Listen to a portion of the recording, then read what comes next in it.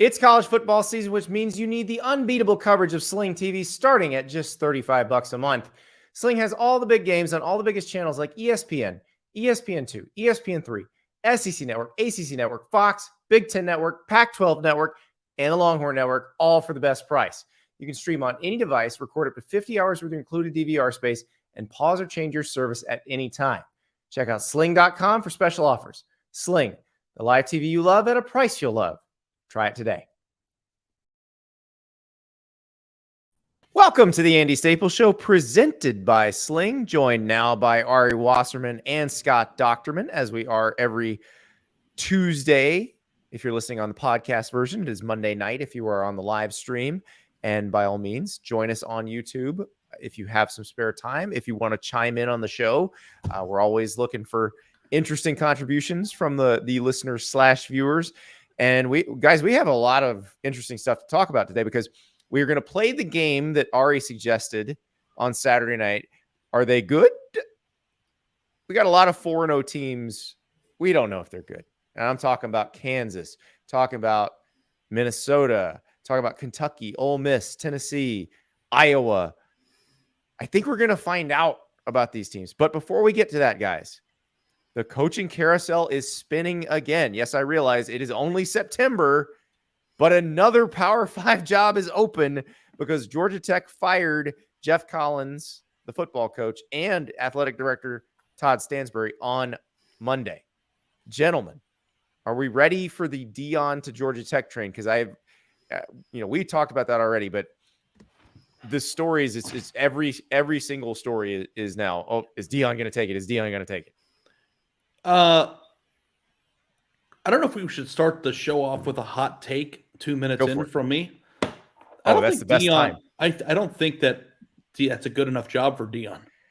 Oh, Deion could do better is a perfectly legitimate, reasonable take. I don't think that's a hot take at all. I think that the idea of Deion in Atlanta sounds great. Yes. I don't know if Deion at Georgia Tech meshes.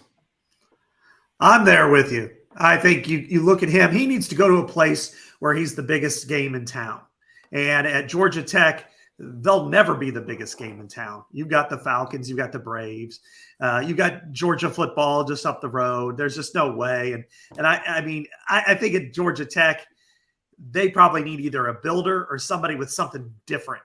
And I think Deion's got a big persona. He's got a great he's going to go somewhere big, but I just think Georgia Tech. I agree with you, Ari. I think it's too. I mean, the thing with Deion to me, and Cole Sharam asked this in the chat here: what is Georgia Tech's actual ceiling? And I think that's an interesting discussion because on one hand, you think they have all the tools in the world to, especially when it comes to proximity to talent, to maybe win at a pretty high level. But for Deion, the entire discussion has always been, and it has been since I wrote that story about HBCUs 2 years ago now, about whether or not he would want to leave Jackson State, which I still think is in question. Right. But if and when that he does. Kids are playing there. I mean, there's a lot tying him to that. But is he serving a higher purpose there? Because remember, this is not – Deion doesn't need the money. This is – and that's the question. And the higher purpose thing I think is great. I mean, he's already made an impact in that regard, and his son does play on the team. But Deion Sanders, if he does a good job at Jackson State over the course of a 5-year period, which would be a long time for a coaching tenure, doesn't need the intermediate step before he gets a big job, I don't think. Like if he is a proven, consistent winner at the Jackson State level and continues to recruit at the level that he has been, I think that would be a good enough resume to take a Florida State-ish type job if it were ever to come open. Right, and Florida State-ish, we'll get to them. So, like, are if they you're good? Yeah. And if you're Deion Sanders, though, do you want to go to a place that you have to start from the ground up again, or do you want to go to a place that needs remodeling? Well, and Georgia Tech is a very interesting job. So let's compare like two openings that are available right now. You got Georgia Tech. Well, we can do three: Georgia Tech, Nebraska, and Arizona State. These are all open right now. Georgia Tech is interesting because it is a state school that has a very difficult curriculum and not really a basket weaving major to be found. And I think, when people hear me say that, they think, oh, that's cheating. It's not cheating. Like every big state school, for the most part, has majors that you can stash people in. And I'm not talking about football players. I'm talking about legacy kids whose parents gave money. Like they have different levels of difficulty majors. Georgia Tech, interestingly enough, as a big state school, really doesn't. So it's not that it's so hard to get players into Georgia Tech. It is hard to keep them at Georgia Tech and keep them eligible at Georgia Tech. And compare and contrast that with Arizona State, where they're so online at Arizona State and they have such a variety of majors. You can put a kid in an easy major and he never has to set foot in a classroom. So if you're the coach and you're trying to figure out what's the easiest way to get players and keep players, Arizona State's a lot easier than Georgia Tech. Well, I think that just from the build standpoint, we should start by ranking those three schools. Which of those three, like how would you rank it in terms of difficulty of build? Difficulty of build would be Georgia Tech, Arizona State, and Georgia Tech the most difficult, then Arizona State, then Nebraska. And I realize Nebraska is tough because of geography, but Nebraska has oodles of money and people care deeply about Nebraska football. It's not as hard of a build as the other two. I would flip the middle two. Okay. You'd say Arizona State is the easiest. Harder? Oh, is the easiest. Okay. Of the three. I can live with that because of what I just said. It is geographically good, which Georgia Tech is geographically the best of the three. But what I just laid out about Georgia Tech makes it harder. I think the infrastructure in Nebraska makes it one of the most attractive jobs if you can withstand being the face of the entire state, meaning you are the most popular person. Every person from corner to corner is talking about it. They have incredible facilities and they're growing. They have sellouts since the 60s. They have tradition, but that tradition can sometimes strangle people. I think it has over the last 20 years. But, their problem hasn't been great athletes as far as them being competitive. It's been the coaching that's kept them down. So I think if you get a builder person at Nebraska, then I think they could walk up and be 8-4, 9-3, even with the Big Ten probably scrapping divisions after this year. But I do agree with you, Ari, about our Arizona State. The location is enough. I mean, that's where everybody wants to go. You want to go to Arizona, Phoenix, great area.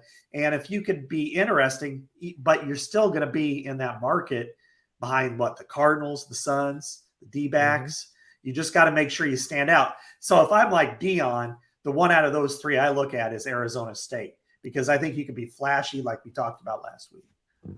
Well, Alan Carter telling me Georgia Tech is not a tougher rebuild than Arizona State, Andy.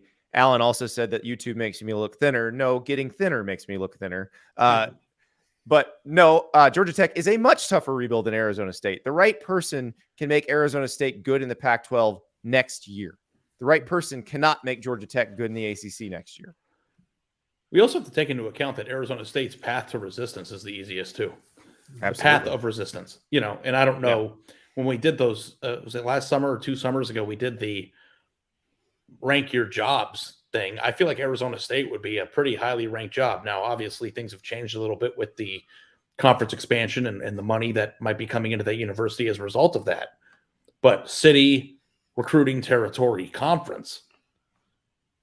I mean, I don't know what who's got 3 better situations than that for what they've got. Like Nebraska, like you said, the talent is there, right, Scott? But you got to question too if they're getting the right guys, and if they're not getting the right guys or they're misevaluating the guys that they need or doing it poorly, then what is Nebraska's recruiting plan? And I guess Nebraska can be a transfer in afterward type program, like Andy likes to say all the time. But I feel like if I were to come up with the Georgia Tech's plan or Arizona State's plan, I could map it out for you as a third party that has no coaching experience. When it comes to Nebraska, it's like, I don't know, man. Yeah. I mean, where they are, they're not going to be what they were 25, 30 years ago when they, could get in, prop 48 guys and do all that sort of stuff. But I think what they can do is, I mean, they've been top 25 in recruiting for the most part. And if they can keep their guys, the attrition's been the problem for them. And then the ability to develop the players who aren't 4 and 5 stars, along the offensive and defensive lines. They've been scalded by, primarily Wisconsin and Iowa for so many years that that's been their big issue. But I do think that they have the infrastructure to be a very good program. It's going to take a little bit of time before they can be anything more than top 20. But I think that they are more than capable. The one thing that did hurt them, though, was leaving the Big 12. They left a lot of their meat on the table when it came to Texas, because that's where they were able to recruit a lot of their great players. Yeah. So, and we also probably need to consider that Auburn is going to open, and there are going to be some other jobs that open. It is interesting that all the ones we thought would come open, with the exception of Auburn, have come open, and Auburn probably is coming open, I would think, within the next few weeks. Yeah. You throw Auburn into that mix too. It's just like, I feel like if I were Deion Sanders, and I don't know how realistic this is of a discussion in terms of like what he's going to do, but I would start at a place that is half built already. And I feel like you could make the case that Auburn is at least half built with what they have. Oh yeah. And look, in the NIL era, Auburn should be able to be pretty effective and pretty competitive. And that's what, I mean, are we even sure that that Georgia Tech is a more attractive job than Jackson State? Yes. It's a Power 5 school. It's a more attractive job. I don't think that every single Power 5 school makes it an attractive job. Well, Deion has had to claw and scratch to get money for Jackson State. I mean, he went to Walmart and got them to donate turf for the practice field, and he's had to work very hard to get resources. There are resources at Georgia Tech that blow away what you get at an HBCU, but do not blow away the rest of the ACC. The rest of the ACC, Clemson, North Carolina, Florida State, Miami. Well, what and your Miami's fundraising though is only out. as powerful as the fundraising of the teams in your conference. Correct. Right. So, I'm with you that he can do better than Georgia Tech, but it seems like an unnecessary middle step. Like if his job, and like, I don't know what his goals are. And if he speak to us about it a little bit more, it'd be great. But if his goal is to be the head coach of a major Power 5 powerhouse, I don't know if taking the Georgia Tech job is a necessary step in order to arrive there. No, I don't think it is. I think what he's done at Jackson State and him being the person who can open any door in recruiting makes him a viable candidate now. Because when he was trying to get Florida State, and one of the commenters correctly, BT Bates, pointed out that he did interview it at Arkansas before they hired Sam Pittman, and Hunter Yurachek was pretty impressed with him. In that case, you hadn't seen him coach before. Prime prep had been a disaster, so you didn't know. But now you've seen him take over a program and make it significantly better than its history. I mean, Jackson State hadn't won the SWAC since 2007. They won it last year. They're playing very well this year. And he got Travis Hunter away from Florida State, which was pretty incredible. He's been very active in the transfer portal and very good at choosing out of the transfer portal, which, by the way, if you're looking at Arizona State, Georgia Tech, Auburn. Now, Georgia Tech's a tough one, too, because it's hard to get transfers into Georgia Tech as well. But Nebraska, Arizona State, Auburn, you can get transfers in. And if you're good in the transfer portal, like I said before about Arizona State, you can be good right away. Well, I think, you also got to look at culture and what he can do and where he can do it. Auburn would be great for him because I think, as we said last week, he's one guy that Nick Saban and Kirby Smart and everybody else looks at and goes, okay, that's somebody we have to watch for because he can go get players. Everybody remembers Prime. And I just wonder that about, I don't think Nebraska would be quite the same. Arizona State might be, but it is a heavy rebuild at Georgia Tech. I mean, you're talking about a program, 10-28 under Collins. Their last 5, I think they're outscored 210-20. Yeah. That's just, I think and then they're not that far off from running the option. So, what do they want to do and how do they want to do it? And to have standards like Northwestern and Stanford, I think they're going to have to look at something different. Well, they don't have the admission standards of those schools. They can get guys in. Again, it's just tougher to keep them there. But it's what is the ceiling of the program? Mid-tier ACC school? Because absolute ceiling. When they won the ACC under Paul Johnson, Clemson wasn't Clemson yet. Mm-hmm. And Florida State was down. If Clemson is what it is, and Florida State is what it should be, and Miami is something close to what it should be, and Virginia Tech is something close to what it should be, like they sort of hit right in a vacuum where nobody was what they should be. They should not realistically be a year in, year out competitive team in the ACC if those other schools are doing what they should. So I'm going to paint a picture for you guys. Deion Sanders goes, you know what? Atlanta's a great city. Mm-hmm. I want to move there. I'm going to take the Georgia Tech job. Yep. He comes in.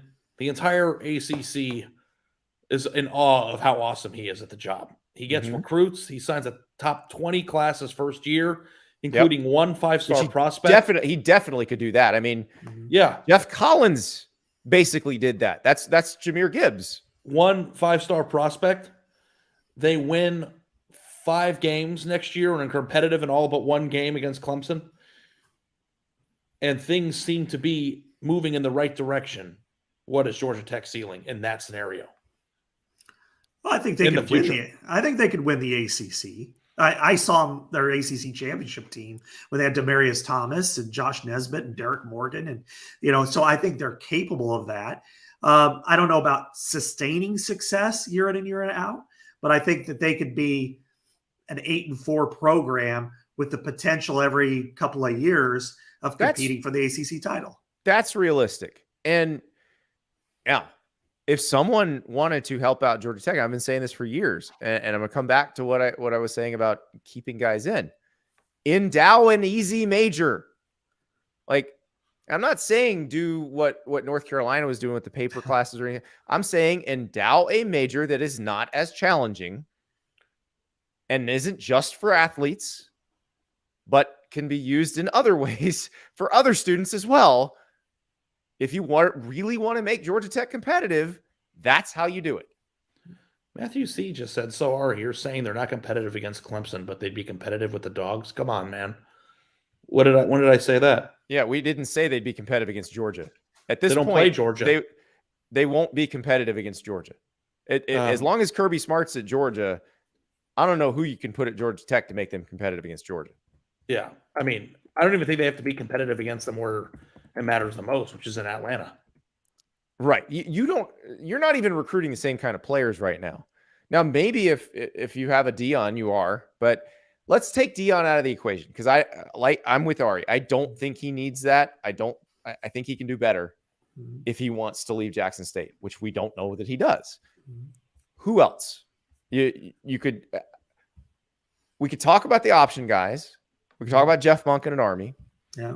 But I don't think they want to go back to the option. I think after Paul Johnson, they felt like that had run its course. They didn't feel like it sold tickets. They didn't feel like it excited people, even though it gave them a better chance to compete. Now, if you want to run something like the option that is exciting and people enjoy watching it, Jamie Chadwell is your guy. They run a shotgun-based triple option offense where the quarterback averaged 11.9 yards per pass attempt last year. It's an option offense that quarterbacks would actually want to play in. Mm-hmm. And I want to say this because I said something on the podcast that's incorrect. I said they don't even play Georgia. That was an incomplete thought. I meant they don't really go against them in recruiting. Right. Right. They do have them on the schedule every year. Whether or not they play them on the schedule also doesn't matter because it is not an ACC game, which is kind of what I'm getting at. Right. And I think competing with Georgia on the field is not the goal here. Anyway. I mean, it is like in goal if you want to, because if you can compete with Georgia on the field, you can win the national title. So that would be the ultimate goal. Yeah. So I guess, but we weren't talking about it in terms of national championships. No, I mean that's a lot of steps away. Mm-hmm. Let's take the smaller steps first before we start talking about the giant leaps and bounds. Well, So you know who what? else? I think you've got to look twofold here. You've got to look, one, somebody's going to have to help build this program, and you can have flash and style, but you're just going to be where you were, because that's what Jeff Collins was. You know, Right. he tried to build the brand and it didn't work. So, but you're going to have to find somebody who's able to do that, but also provide enough of an offense that scores enough points that people will want to come and see, and players are going to want to come to. So, is there a offensive coordinator type who you could walk in the door and say, carte blanche, you got what you want on offense, we'll be there to support you and have fun with it? To Ari's point, there is one. He's living about 60 miles east in Athens. Todd Monken. He's been a head coach before at Southern Miss.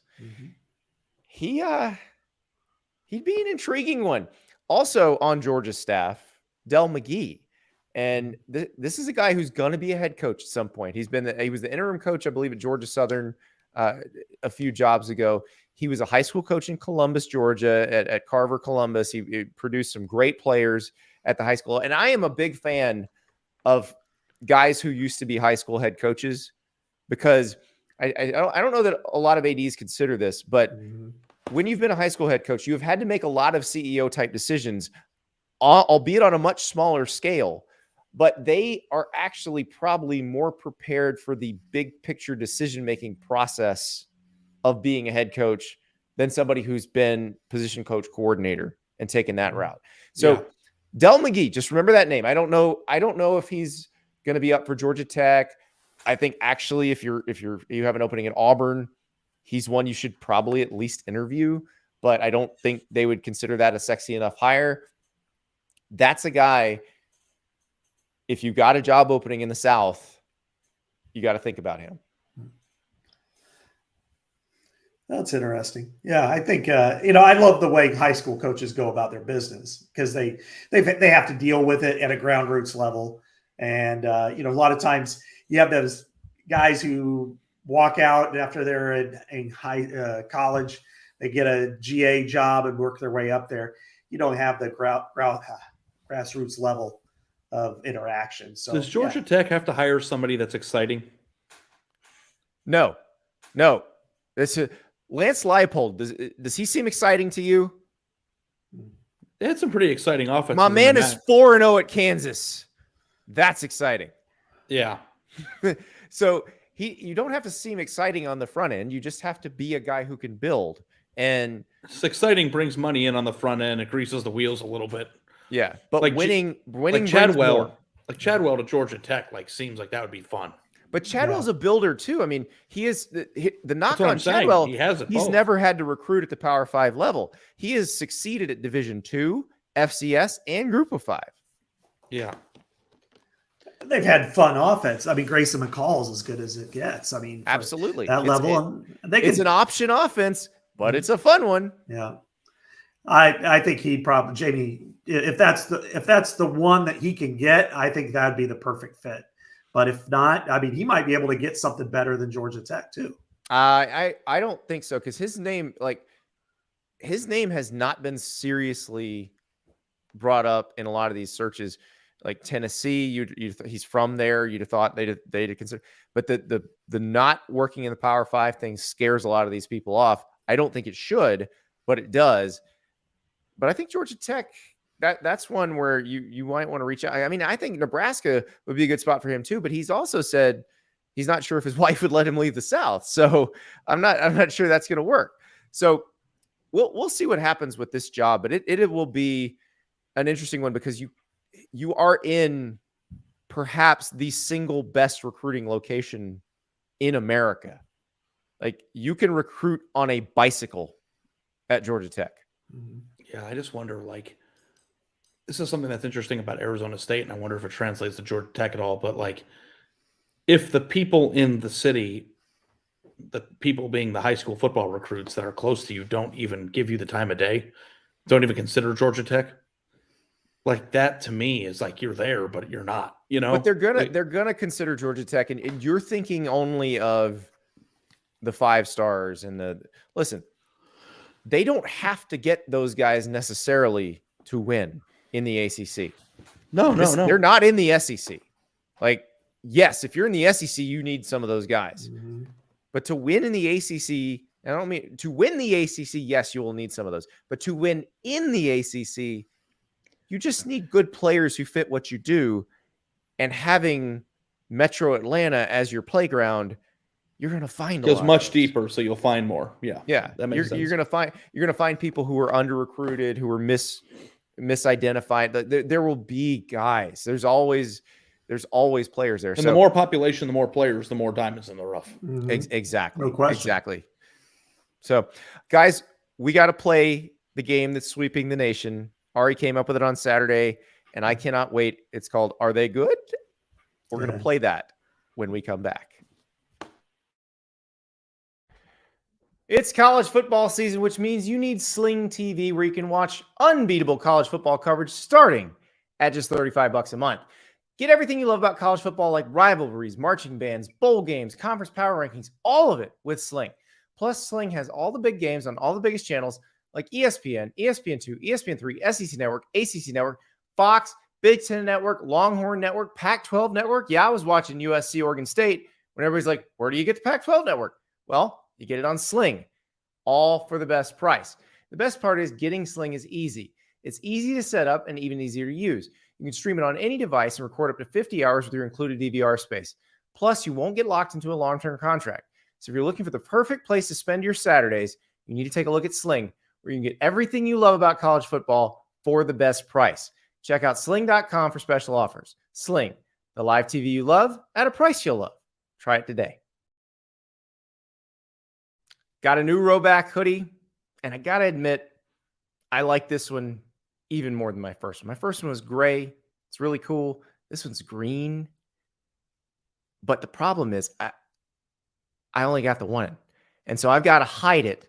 Otherwise, my wife's going to grab it, steal it. It's gone.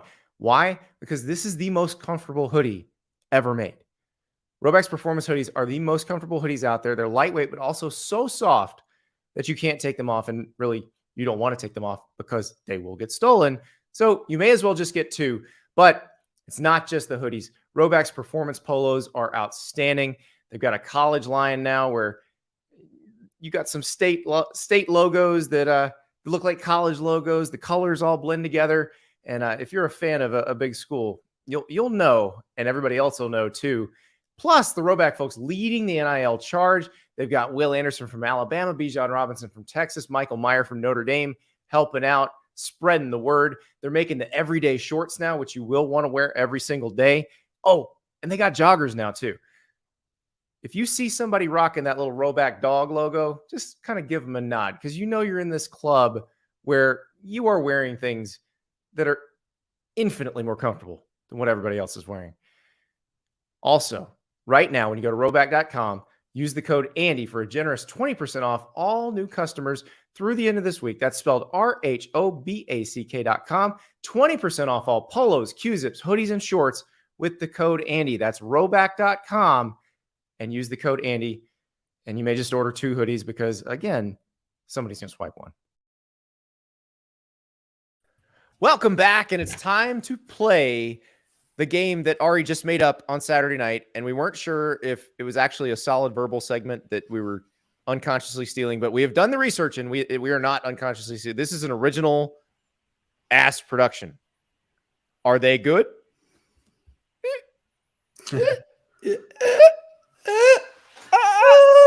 All right. Okay, wait. Maybe we can calm down on the moaning now. We can. I think you took that one step too far. This show's all about the moaning. Well, there's a bunch of 4-0 teams. Some we are reasonably sure are good. Some we are not sure are good. But can I just point this out? Because I just feel like it needs to be said. Alone atop the Big 12 standings, if you're just going to use overall record to decide between the 1-0 teams in conference play, the Kansas Jayhawks, the only 4-win team in the Big 12. Now, Oklahoma State and TCU also undefeated. They just have not played 4 games. They've already had an open week. But Kansas is 4-0. But gentlemen, are they good? So, Kansas was the leading votes getter to make it into the poll this week. You mean they were number 26? Is what They you're were saying? number 26, 125 votes to be ranked, and they just did not quite get in. So they need one more win, and I think that they're in. But before we go really deep into this game, I think we need to also take into account and make sure the listeners understand that everybody's definition of good is different. Like if you say, is Georgia good? And you say yes, or Ohio State or Alabama, them being good is graded on a curve. Right. No, the teams that are building are on the curve. So just because we say somebody's good doesn't mean we think they're a playoff team. It means that they are good based on what would be good for them, right? Okay, let me ask this. So yes, we need to put everybody we need to contextualize each team that we're talking about based on what would be outperforming expectations. Obviously, Kansas has already outperformed all of our expectations. They're already a game and a half over in their win total for the year. Correct. But here's a question. Can Kansas compete for a spot in the Big 12 championship game? Is that realistic this year?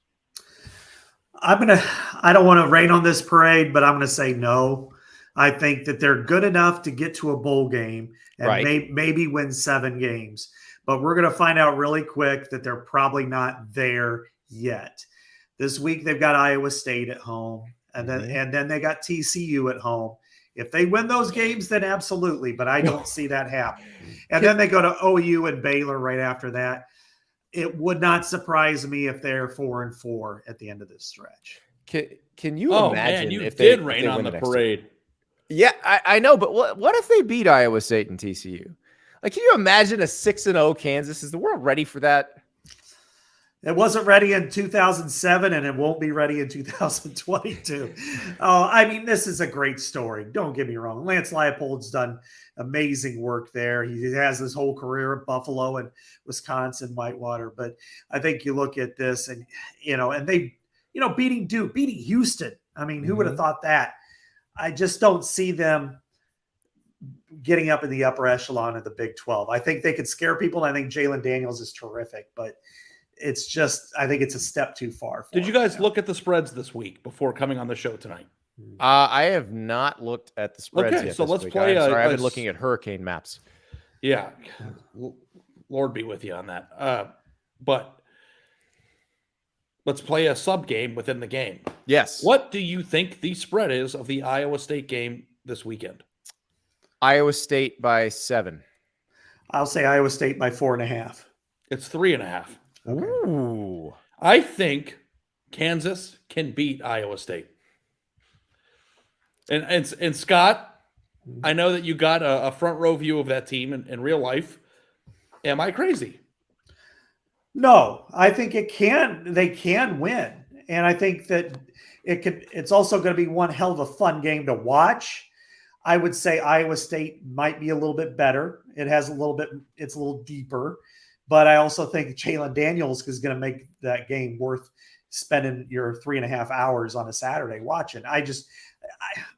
It would have to involve some turnovers that I don't think Iowa State will end up doing. I mean, Iowa State's pretty salty anyway after some really questionable calls by the Big 12 crew the other day. The whole blocking by defenders where you hit somebody in the chest and they said it's below the knee. So I think that they'll be pretty prepared for Kansas. One of their oldest rivals. These teams have played more than 100 times. Kansas is 4th in America in scoring offense with 48.5 points a game.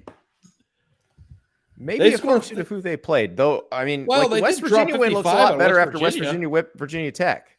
Yeah, I mean 55, right? Yeah, they scored a touchdown in overtime, and then scored on the they had pick interception. 6. Yeah, they won by 13 in overtime. I honestly feel like that if Kansas can manage 38 points, they'll win the game. I don't think they'll score 38 on Iowa State. I think this is going to be a lot of fun. This weekend sets up very interesting. There's a lot of road favorites this weekend, and when there's a lot of road favorites, there's a lot of stuff going on. And here's another subplot too before we go on that I've been thinking about, because we are talking about coaching carousels a lot right now. We are, and we will continue to do so. Matt Campbell is a very interesting coach, in my opinion, in this regard, because if you go back 24 months, maybe 20 months, he was the hottest name for every single job in America. And I know that he's going to be particular about where he takes because he's got a good thing going, at Iowa State. And if he has to stay there for a longer period of time, that won't be the end of the world for him. But I do wonder, like, if you are Lance Leipold or somebody in that position right now where you're kind of the it guy, if Matt Campbell is a cautionary tale of don't not strike when the iron's hot. Well, yeah, like Chris Hatcher was that guy for a while. Pete Limbo was that guy for a while, and they never did get that job. It never panned out. So, and it's like if Iowa State loses to Kansas, which 3.5 is, a very manageable spread. Like, I wonder if the Matt Campbell light's going to start flickering. That's a good question because I think it's possible. Like last year, they lost a lot of close games. Every Big 12 game was by single digits. Lost to Clemson by single digits in a bowl game. But 7-6 does not sound the same as going to the Fiesta Bowl and winning it like they did the year before to somebody who wants to sell him to another, to their fan base. So I think this is one of those games where if Matt Campbell truly wants to leave Ames at the end of the year, he has to win this game. If he wants to be at Ames, well, he could lose a lot of games this year, and they won't have any problem staying there. So let's go to Baylor just stings. I feel like they hate it does, but Baylor might be the best team in the league. I know Baylor's pretty good. I'm not acting like that's a bad loss. I'm just saying they beat Iowa. They got off the schneid there. Yeah. It's just and then they could rattle off 4 wins in a row, which wouldn't be that surprising, which is what they always do. And then you go back and go, oh God, that loss, Let's move to the SEC. We're going to call this one the Are They Good Bowl. Kentucky versus Missouri. Kentucky versus Ole Miss. I think we can definitively say that Missouri is not. Yeah, good. Missouri's not on this list. Sorry. Georgia's playing at Missouri this week. Kentucky's at Ole Miss. They're both 4-0. Ole Miss at home, a 6.5-point favorite. I don't feel as confident as the line makers feel about this game. This feels like a pick 'em to me. I really don't know how good Ole Miss is. I'm not sure I know how good Kentucky is. I think, I've seen Kentucky in person once. Their defense has some dudes. I have some questions about their offense. Chris Rodriguez is coming back, so perhaps that makes some of those questions go away.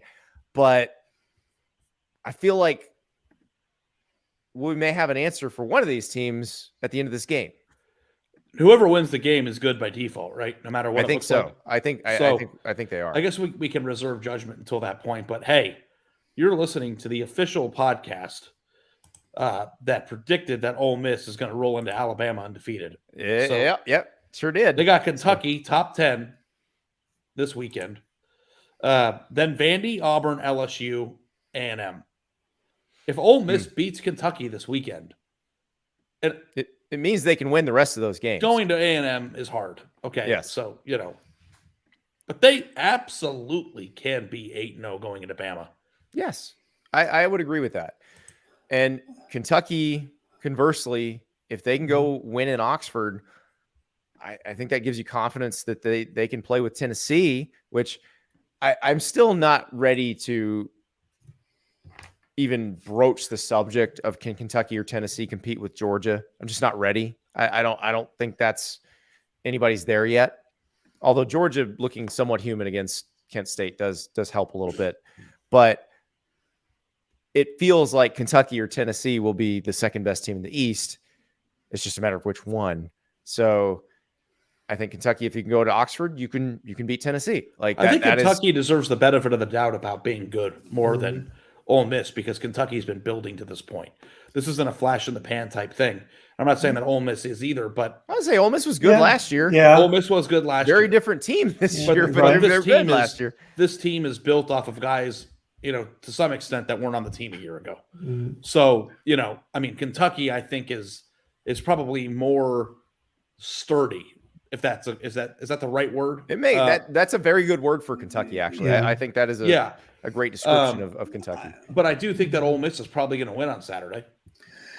I don't know. I probably go the other way on that one. I like Will Levis a lot. I think both teams kind of had their stub their toe game against the group of 5 team. I think it was Tulsa for.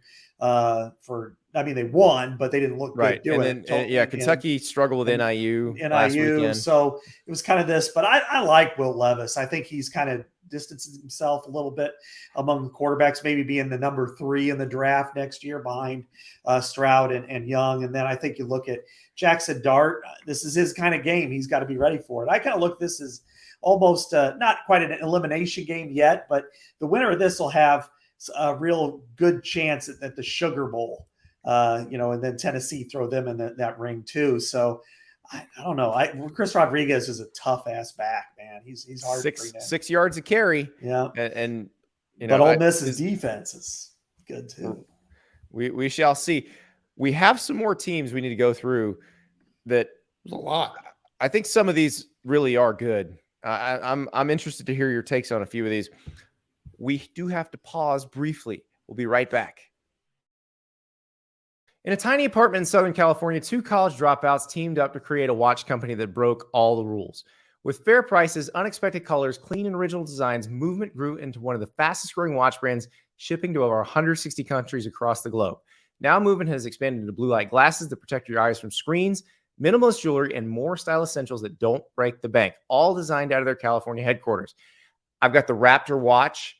It is spectacular. People see it and they say, whoa, where did you get that? And they assume I paid hundreds of dollars more than it costs at Movement, because Movement is online. They own their process from start to finish, and they can give you a fair price.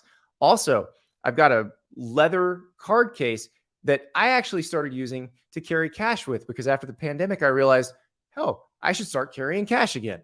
And it's it's clean. I don't have that George Costanza wallet feeling in my back pocket. I can throw this in my front pocket, and it just sort of blends in seamlessly. And I got my cash right there. If you want to elevate your look and style with great stuff that doesn't break the bank, then join the Movement and get 15% off today with free shipping and free returns by going to mvmt.com/Andy. That's mvmt.com/Andy. 15% off today. Free shipping, free returns. mvmt.com/Andy. One of the hardest parts of getting older is that next morning after you've had something to drink.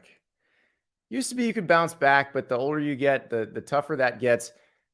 But there is a tool that can help make those mornings better and make the rest of that day better. It's called Zbiotics. Zbiotics Pre-Alcohol Probiotic is the world's first genetically engineered probiotic. It was invented by PhD scientists to tackle rough mornings after drinking.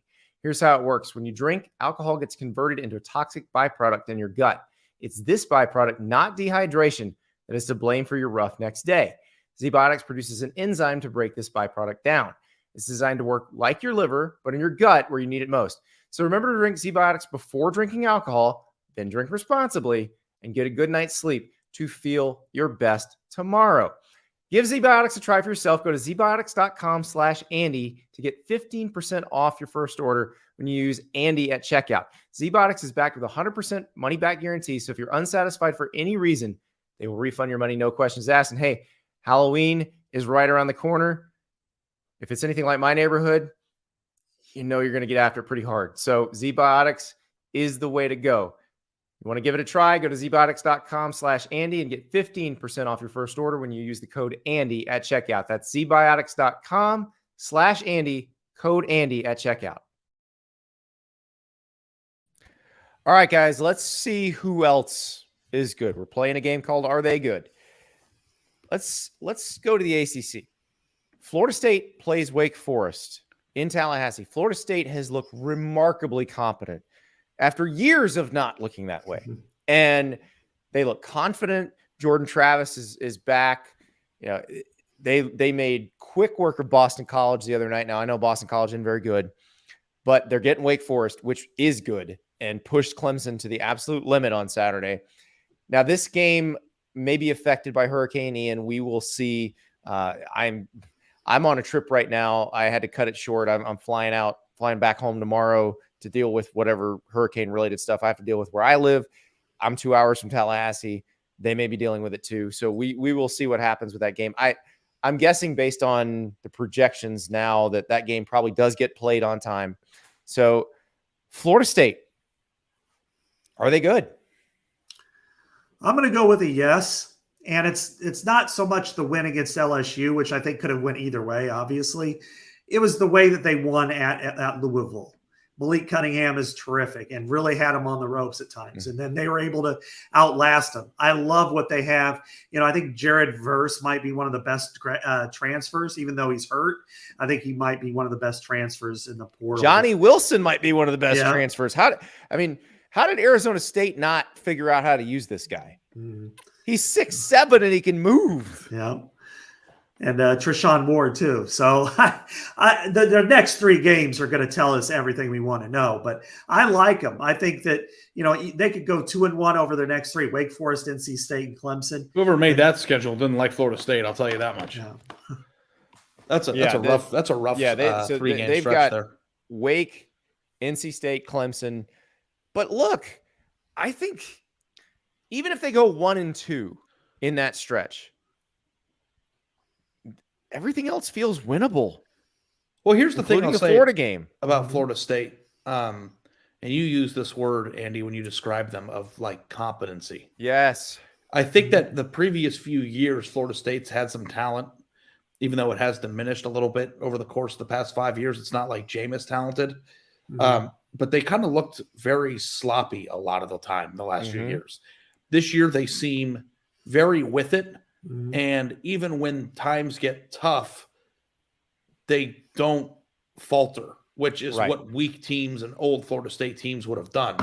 Now, I wanted to say that they don't have a lot of crazy shoot themselves in the foot moments like they've had to in the past, though they did fumble the ball there at the end of the LSU game at the worst possible time. So if you take that away, and I don't know if you can, I guess you can. They won the game. Well, I also put that on play calling, and the head coach is the play caller, so it buck stops with Mike Norvell on that. You don't call a toss pitch on the goal line when you're trying to run out the clock. But the guy I will point out who I think is helping lead the charge for this competency is Alex Atkins. He's their offensive coordinator, but obviously Norvell's the primary play caller. Atkins is the offensive line coach as well, and that position group was their biggest problem, has been their biggest problem since the end of the Jimbo Fisher era. And they just look competent now. And like, I know for people who haven't watched much Florida State in the last few years, that may feel like I'm underselling it, but a Florida State fan is going, yes, thank God, a competent offensive line, because it has been a just mess. I think competent, since really about 2016. Competent is a synonym for good in football. I think that I don't think that they're a tremendous team. I think they're a good football team. Yeah. I think they're going to win on Saturday too. Scott, let's head to your neck of the woods. Ski-U-Mah, baby.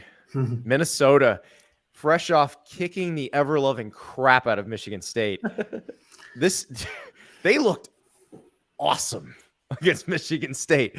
So they got Purdue. Mm-hmm. This feels like a game that could be very important in the Big Ten West. Who you got?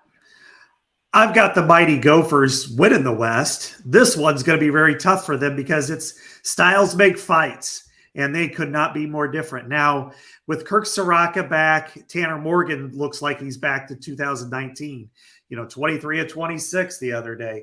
They look the part. They still have a big, gigantic Paul Bunyan-esque offensive line that pushed Michigan State around. Like even without 400-pound Daniel Faalele, who's moved on to the NFL. Yeah, John Michael Schmitz is a great center. So they play the worst schedule, in the Power Five. I mean, Colorado doesn't even count anymore, in my opinion. But but doing that on the road at Michigan State, they were kind of the West Division's last hope for any kind of respect, and to be able to do that, I think tells me that they're for real, that they're a good team. Scott, you're the Big Ten expert. I'm going to hit you with this. Tanner Morgan, Mohamed Ibrahim, Chris Ottman-Bell. 1, 2, 3. Name another Big Ten team that's not Ohio State that's got a 1-2-3 punch at the skill position players on offense. That's Well, they don't have Ottman Bell. Yeah. No, I know. How long's he out for? The season. He's gone for the season? Yeah. Yeah. Oh, God. When did that happen? Last week. Yeah. Oh, I knew he missed the game last week. I didn't know he was out for the season. Okay, well. How about this? How about we revise it then? Erase. Erase. Throw John Michael Ari the Schmitz in idiot. there. I don't know how I missed that. I didn't know he was- Let's have some hot No, center but talk. what about quarterback running back tandem? Oh, JJ and Blake Corum. Yeah, that's pretty good. Although JJ, CJ Stroud and Trey Henderson. Yeah, we're not going to count with Ohio them. State here. They're in death I'll go star with mode. them. yeah. I mean, especially in the West, though. Yes. In the West, because Morgan is now playing well. Graham Burts has played well, didn't the other day. But, Braylon Allen, I would put him comparable to Bo Ibrahim. I think they're the most consistent. And I think Ibrahim he's beast mode to me. He is Marshawn Lynch. I mean, the guy's going to have a long NFL career. Yes. And I think the one thing about them that's really differentiated themselves is their defense is pretty good. And, to roll up 508 yards on Michigan State, I think it says a lot about Michigan State right now is, oh my God, could they even make a bowl game? Because not only do they still have the big three in the East, I'm not so sure that they're going to beat Maryland. In fact, I don't think they will. And they also play Wisconsin. So they could be a 5-7 team coming off of a 11-2 Mountain. Well, they also had a very nice draw for the East this year. When you look at their schedule, they don't have to play Michigan Minnesota, or Ohio State. I mean, Penn State's the toughest game they've got left. But what I like about Minnesota is they feel built to win the division they're in. Now, I realize divisions will be going away at some point, but they feel like the best version this year of those teams, of Iowa, of Wisconsin, of what Nebraska would aspire to be. Like they feel like the best version of that this year. So, Purdue will play a different style of offense than the rest of the division. But, that I just think PJ Fleck's done a really good job. And there's only one, poor old Nebraska. There's only one team in the Big Ten West that has kind of played the role that Minnesota is playing this year. One other team that hasn't, besides Nebraska, and that's Illinois. Yeah. I mean, everybody else is taking turns. Illinois, Minnesota is going to be a fun game. And Illinois improved this year. So yeah. And they have a great running back too. Probably the one guy that nobody talks enough about in Chase Brown. So they're back to kind of being what Bielema wants. They're running a little more physical. They're going to be the tough out for some teams. But in the West, Minnesota is the most complete team because Iowa has the best defense in the West, the best special teams in the West, and the worst offense in the West. And then you look at Wisconsin, they can run the ball, but their athletes are not what they were a few years ago, as we saw last Saturday night. All right, let's head out west. Gophers are good. They are. Let's head out west. The Washington Huskies, also a team that beat the crap out of Michigan State. Yeah. They beat Stanford, but Stanford's in rough shape right now. But they play UCLA on Friday. And UCLA struggled against South Alabama. We don't really know what they are either. But I'm going to go out on a limb and say if Washington can cream them the way they've been creaming everybody else, Washington is pretty damn good. I'm going to say Washington, I have them as good with an asterisk. And here's why. I think UCLA is questionable. They actually, have 3 out of their next 4 on the road, but it's at UCLA, at Arizona State. They play Arizona at home, and then they're at Cal. They could very easily be 8-0 after all of this, win some road games, look good doing it, but are they good? And, because we don't know what Michigan State will end up being right now. I mean, they could very easily have a losing record, and then, they look like it was a great matchup a few weeks ago. So I'm going to say good, but I'm not good. So Michael Penix Jr., the renaissance is happening now. He played for Kalen DeBoer at Indiana when DeBoer was the offensive coordinator. And Penix was good at Indiana, just terrible injury luck, 3 consecutive season-ending injuries. And so it's great to see him succeeding here. But they are averaging 7.2 yards a play. Like, this is an explosive offense, and I'm not sure the rest of the Pac-12 is ready. I think Oregon can play with these guys. I think maybe Washington State in the Apple Cup, USC obviously, and Utah, but those lower tier Pac-12 schools, I don't know. I don't know if they can handle Washington. What about Oregon State? How do you think they would handle? Oh, that'd actually be a pretty fun game. Oregon State has NFL corners, which makes it very tough to. And you saw how much Caleb Williams was stressed the other night. So that's true. Oregon State is a tough out as well. Well, people always seem to forget this with all the injury situations that Penix went through. But when he's been healthy in his career, he's always been very good. So, like, the fact that he's good right now shouldn't be a surprise. Like, I go back so his most iconic moment prior to what he's done this season is that 2020 Penn State game, double overtime. He stretches out for the pylon to win the game. If you watch that game, though, he had an awful game up until maybe the last drive of regulation, and then he was lights out for that drive and then the overtimes. So it's not he's sort of been up and down, but now he looks very opener consistent. in the COVID year, though. I know, but he was up and down in that year too. He's never been this consistent. Now, granted, it's just 4 games, but that's actually one of the bigger sample sizes for his career. He's leading the nation in yards per game passing right now. Yeah. When he was in Indiana in that COVID year, what he did so well was he attacked down the field like nobody else, and he had the receivers to do it. Ty Freifogel was the Big Ten's receiver of the year, even over Chris Olave and Garrett Wilson and Jameson Williams. The next year, they opened up at Kinnick Stadium. He threw 2 pick sixes in the first half, and I think 4 interceptions overall. Well, that's because Iowa's defense is the most dynamic offense in college football. It's true. Exactly right. You got to take that into account here, bud. They were the perfect anecdote for what he wants to do because they do everything well that he's not good at. Now that we're talking about this, Scott, do you have a stat about how many touchdowns their defense has scored? They've scored 2 this year and 2 safeties. So they're just a little bit behind the offense, which has scored. No, I know. 4. There's got to be a stat. Like over the course of the past 5 years, Iowa's defense has scored 26 touchdowns, which is like 25 what year was that? more than. Was it 2016 was the year of the non-offensive touchdown in Alabama where they had the streak of like 10 games. I don't remember exactly how many games it was, but they had a fairly long streak where they either had a defensive score or a special team score. Iowa feels a lot like that this year, except, Alabama had a very functional offense to go opposite that.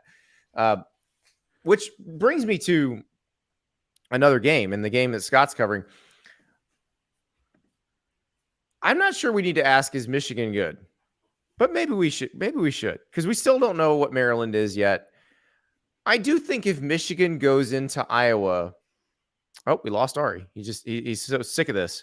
But if Michigan goes into Iowa, Scott, and wins like 24-7, I feel like we can reasonably say they're good because they scored consistently on Iowa's defense, which is really good. You got to clarify the Michigan scale. Like they're always a good football team as it compares to everybody else. Good would be competitive in the Big Ten for the Big Ten title again, and I think that's a legitimate question to ask right now. I think the standard for Michigan right now, based off last year and based on the expectations, is where they currently are in the polls, which is a top 5 team. Are they good enough to be in the playoff? And I think the game in Iowa City is a great litmus test for them, and for a lot of reasons. One is Iowa's defense. They've allowed 10 or fewer points in every game. They've allowed the fewest points for any Iowa team in over 4 games, or first 4 games since 1956, when Alex Karras was out there hitting people like Mongo. Dad on Webster. Yeah. And then also they haven't won in Kinnick since 2005. Iowa's 5-1 against top 5 teams since 2008. And the only loss was on the last play of the game. So there's a lot going on in Kinnick Stadium. And then you look at Michigan, they're one of the victims in that streak. But also, who have they played? In the non-conference, their non-conference was just about the same as Minnesota. They struggled with Maryland. They got a gift touchdown right off the bat when that ball hit the face mask of Maryland's kick returner. But I like a lot of what Michigan does. I think Blake Corum's a great player. I think J.J. McCarthy, this is going to be a major test for him. He's had a really good run so far.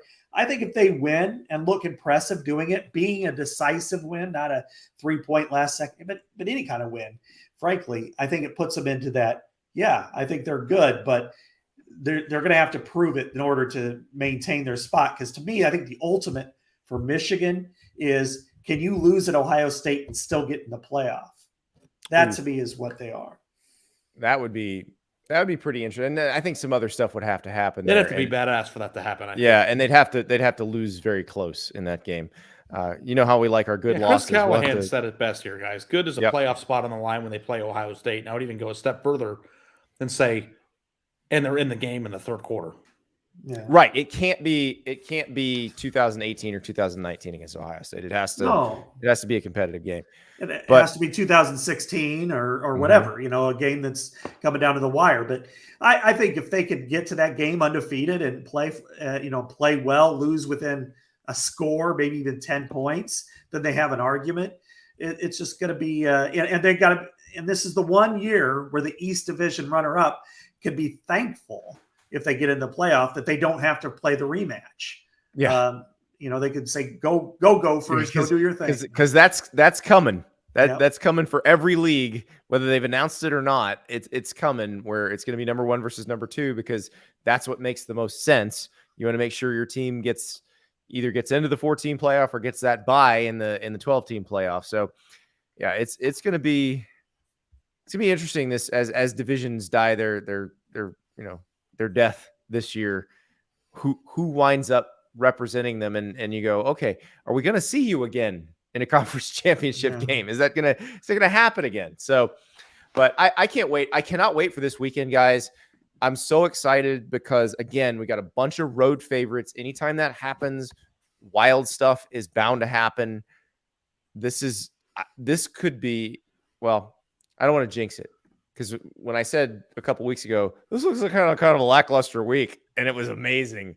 I don't want to say this looks like the most exciting week of the year so far, and then it winds up. There's being never boring. a lackluster week in the sport. That's what's so amazing about it. That's true. But they said the playoff would ruin the regular season, so I'm enjoying the hell out of the regular season right now, and I don't think a 12-team playoff would make me stop enjoying this either. Because like Kansas, Iowa State, would be excited for that no matter what, because Kansas is 4-0, baby. Enjoy it. Savor it. Soon Gentlemen, 5-0. It's been a pleasure. The show is brought to you by Sling TV, the TV you love at a price you'll love. Check out sling.com for special offers.